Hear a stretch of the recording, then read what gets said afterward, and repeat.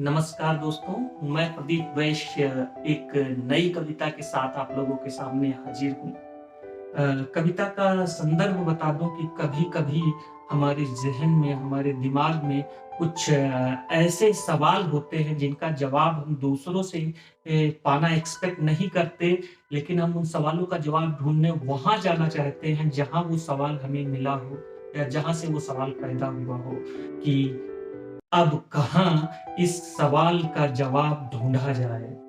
अब कहाँ इस सवाल का जवाब ढूँढा जाए? चलो नींद में ही लौट के वो ख्वाब ढूँढा जाए। अगर वो सवाल किसी ख्वाब में ही मिला है तो इस तरह की ही कविता होगी कि अब कहाँ इस सवाल का जवाब ढूँढा जाए, चलो नींद में ही लौट के वो ख्वाब ढूँढा जाए। और जब कभी हमारी कोई बेशकीमती चीज़ खो गई होती है और उसको ढूँढने के लिए हम उससे कहीं कम कीमती चीज़ का इस्तेमाल करते हैं, तो कविता कैसे होती है कि चलो नींद में ही लौट के वो ख्वाब ढूँढा जाए और ये भी किया जाए अगर लगे मुनासिब, ये भी किया जाए अगर लगे मुनासिब, चाँद की रोशनी में आफ़ताब ढूँढा जाए, चाँद की रोशनी में आफ़ताब ढूँढा जाए। आफ़ताब मेरे दोस्तों सूरज को कहते हैं और यहाँ कल्पना है कि अगर सूरज गुम-सा हो गया हो, उसकी रोशनी बुझ-सी गई हो और उसको ढूँढने के लिए अगर हम चाँद की रोशनी का सहारा लें, तो ये कविता होती है कि अब कहाँ इस सवाल का जवाब ढूँढा जाए, चलो नींद में ही लौट के वो ख्वाब ढूँढा जाए और ये भी किया जाए गर लगे मुनासिब, ये भी किया जाए गर लगे मुनासिब, चाँद की रोशनी में आफ़ताब ढूँढा जाए, चाँद की रोशनी में आफ़ताब ढूँढा जाए। और कभी-कभी दो साथ चलने वालों में भी बहुत गलतफ़हमियाँ होती हैं और बहुत दूरियाँ होती हैं, तो उस पर लिखा है कि हमारी कश्तियाँ थी जिसमें दरिया थे अलग वो। हमारी कश्तियाँ थी जिसमें दरिया ही थे अलग वो, जहाँ मिल सके थे हम वो दोआब ढूँढा जाए। दोआब के बारे में बता दूँ कि एक भूगोल का शब्द है, जो भूगोल पढ़े होंगे जानते होंगे कि 2 दरियाओं या 2 नदियों के बीच की जो धरती होती है, नदियों के बीच की जो भूमि होती है, उसको दोआब कहते हैं। तो दोआब का यूज़ इसमें कैसे किया गया है वो देखिएगा कि हमारी कश्तियाँ थी जिसमें दरिया ही थे अलग वो, जहाँ मिल सके थे हम वो दोआब ढूँढा जाए, चलो नींद में ही लौट के वो ख्वाब ढूँढा जाए, चलो नींद में ही लौट के वो ख्वाब ढूँढा जाए। अब दुनिया की एक सच्चाई से मैं आपको रूबरू कराता हूँ अपने इस शेर के माध्यम से कि कब्र की मिट्टी में सब एक से दफन है।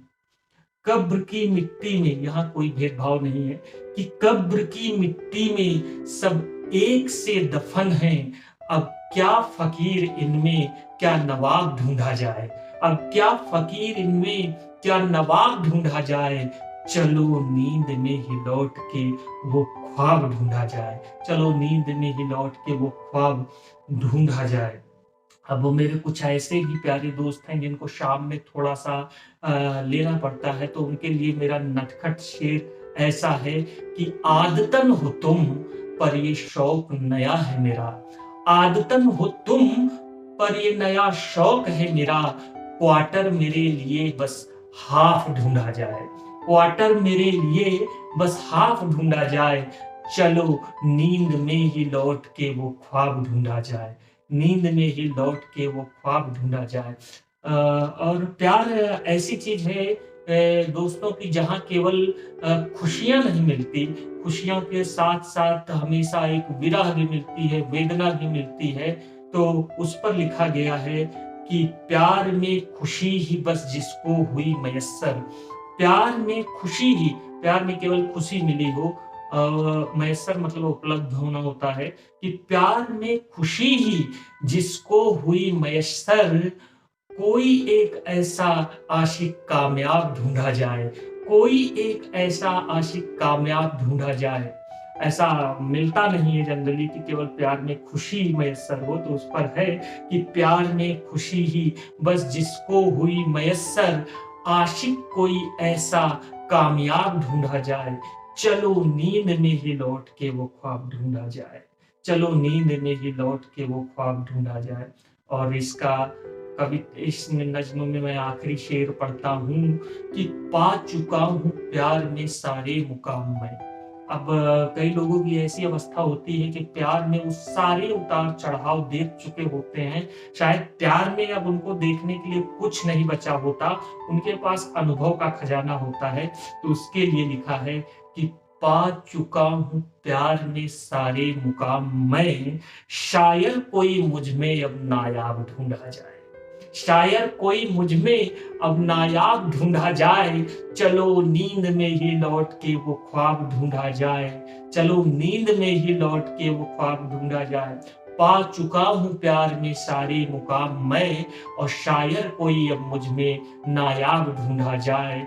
और ये भी किया जाए गर हो सके मुनासिब, चांद की रोशनी में आफताब ढूंढा जाए, चांद की रोशनी में आफताब ढूंढा जाए।